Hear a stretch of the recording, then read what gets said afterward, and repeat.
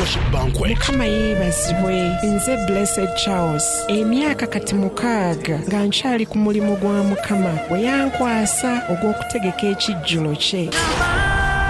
Blessed Gospel Promotions ku lw'ekisa kya Mukama bazze mu kutalaga ebitundu by'eggwanga eby'enjawulo nga bakuma ebyoto by'okusinza omutima gwa taata. Basokedde ku New Wine Fellowship ekyengera ew'omusumba Ddamulira ku Sunday ng'ennaku z'omwezi 14 omwezi ogwokutaano, ate nga ku Sunday ng'ennaku z'omwezi 21 omwezi ogwokutaano bali ku UCC BWAISE ew'omusumba Zaake. Abasinza bangi era beeteeseteese bulungi okutandikawo Nassaba 8 ez'omutuntu okuyingira kwa bwereere. Okumanya ebisingawo goberera Blessed Charles BGPevents ku social media zonna oba kuba ku noti 7 noti 3 35 633. Hardwork Banquet Tours ziwagiddwa Hanak Junior School, Sango Stationers, Atalimu General Hardware. Byonna ne bitegekebwa Blessed Gospel Promotions and Events. The Hardwork Banquet. Jangu tusinze omutima